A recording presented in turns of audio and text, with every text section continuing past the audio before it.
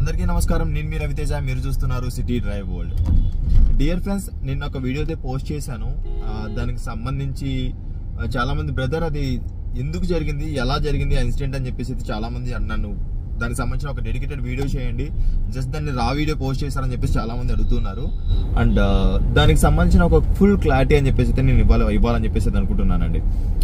నిన్న జరిగిన ఇన్సిడెంట్ ఏంటి అంటే, ఒక Swift car, Maruti Suzuki Swift car అంటే తిరుమల నుంచి వస్తున్నారు. ఎర్లీ మార్నింగ్ నిద్ర లేకపోవడం వల్ల, అంటే కంటిన్యూస్గా డ్రైవ్ చేయడం వల్ల నైట్ మొత్తం స్ట్రెస్ అయిపోయి ఎర్లీ మార్నింగ్ నిద్ర లేకపోవడం వల్ల ముందు ఆగి ఉన్న ట్రక్ను వెళ్ళి హిట్ చేయడం అని చెప్పేసి జరిగిందండి.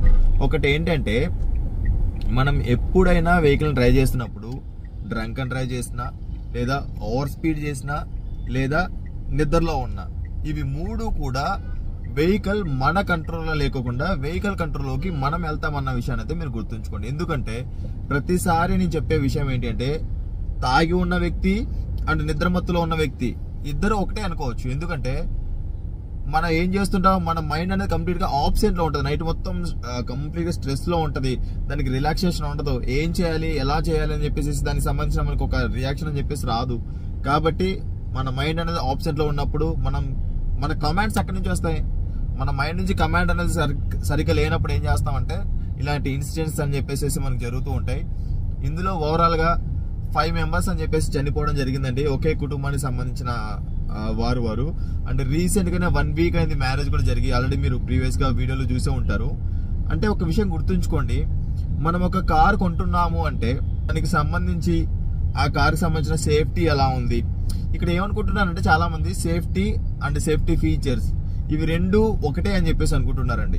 సేఫ్టీ అనేది ఏంటి అంటే బిల్ట్ క్వాలిటీని మనం ఇక్కడ సేఫ్టీ కింద తీసుకుంటున్నాం. సేఫ్టీ ఫీచర్స్ అనేవి ఏంటి అంటే ప్రమాదం జరగకుండా మనకు కాపాడే వాటిని మనం సేఫ్టీ ఫీచర్స్ అంటూ ఉన్నాం. లైక్ ABS అవ్వచ్చు, EBD అవ్వచ్చు, లేకపోతే ట్రాక్షన్ కంట్రోల్ అవ్వచ్చు, లేకపోతే ఇలాంటి వాటిని మనం అంటే లైక్ సేఫ్టీ ఫీచర్స్ కింద మనం తీసుకుంటాం. లైక్ మనకి ఇక్కడ సేఫ్టీ అంటే ఏంటి, వెహికల్ బిల్ట్ క్వాలిటీ. నిద్రమత్తులో ఉన్నాం, మనకు తెలియదు, బై మిస్టేక్ ఏదైనా ప్రమాదం జరిగినా కూడా మనల్ని ఆ కార్ ప్రొటెక్ట్ చేసే విధంగా ఉండాలి. దాన్నే మనం సేఫ్టీ అని చెప్పేసి తీసుకుంటాం. నేను ఒక ఇన్సిడెంట్ లో లారీని వెళ్ళేసి హిట్ చేసినప్పుడు అట్లీస్ట్ ఆ కార్ యొక్క ఫ్రంట్ క్రంపల్ జోన్ అన్నది లేదా ఏ పిల్లర్స్ అన్నది మనకు కొంచెం స్ట్రెంత్ గా ఉండింటే ఆ ఇంపాక్ట్ అనేది లోపల వరకు రాకోకుండా ఆ ఇంపాక్ట్ మొత్తం కంప్లీట్ గా ఫ్రంట్ వరకు ఉండేసేసి కార్ లో ఉన్నవారు బ్రతికే ఛాన్సెస్ అని చెప్పేసి ఉంటాయి. అండ్ దీంతో పాటు ఏంటి అంటే కేవలం డ్రైవర్ మాత్రమే సీట్ బెల్ట్ పెట్టుకోవాలన్న ఒక రూల్ పెట్టుకుంటారు. నాకు ఏదంతా తెలియదు. మరి నాకు నిజంగా బాధతో చెప్తున్నా, నేను కూడా ఒక ఫ్యామిలీ మెంబర్ని కోల్పోయిన వాడిగా చెప్తున్నా. అదేం రూలు, ఎవడో ఏమనుకుంటే మీకేంటి అసలు నాకు అర్థం కాదు. కార్లో ప్రయాణిస్తున్న ప్రతి ఒక్కరూ కూడా సీట్ బెల్ట్, ప్రతి ఒక్కరికి 5 మెంబర్స్ ఉంటే 5 మెంబర్స్ సీట్ బెల్ట్ ఎందుకు ఇచ్చారనుకుంటున్నారు? ఖచ్చితంగా మీరు 100 కిలోమీటర్ స్పీడ్ లో ఉన్నారనుకోండి, సడన్ గా బ్రేక్ పడిపోతుంది. అంటే ఒక వెహికల్ హిట్ అయినప్పుడు సడన్ గా బ్రేక్ అనేది 100 నుంచి 0కి ఫ్రాక్షన్ ఆఫ్ సెకండ్ ఒక్క సెకండ్ లో ఆగిపోయినప్పుడు ఎంత ఇంపాక్ట్ అనేది ఉంటది. ఆ ఇంపాక్ట్ ని మీరు తట్టుకోవాలంటే సీట్ బెల్ట్ మిమ్మల్ని ప్రొటెక్ట్ చేయాలంటే సీట్ బెల్ట్ పెట్టుకోకపోతే ఎలా ప్రొటెక్ట్ చేస్తుంది? ఆ కార్ లో ఎన్ని ఎయిర్ బ్యాగ్స్ ఉంటే మీరు ఎక్కడో చోట టచ్ అవ్వాలని చెప్పేసి గ్యారంటీ ఏంటి? మీరు ముందు కూర్చున్నా, కో ప్యాసింజర్ సీట్ లో కూర్చున్నా, డ్రైవర్ సీట్ లో, నేనైతే కో ప్యాసింజర్ సీట్ లో కూర్చున్నా, నువ్వు డ్రైవింగ్ చేస్తూ మాట్లాడుతున్నావు అని చెప్పేసి ఎవరు అనుకోకండి. Co passenger seat and right side వచ్చేసేసి నా ఫ్రెండ్ డ్రైవ్ చేస్తున్నాడు. క్లియర్? ఒకటే గుర్తు పెట్టుకోండి, నిద్ర వస్తుందా డ్రైవ్ చేయొద్దు. మీరు తాగేస్తున్నారా, ఆ వాళ్ళు మొత్తం మీరు ఎంజాయ్ చేసి మరుసటి రోజు మీరు డ్రైవ్ చేయండి. తప్ప నుంచి ఎట్టి పరిస్థితుల్లో కూడా ర్యాష్ డ్రైవింగ్ చేయొద్దు.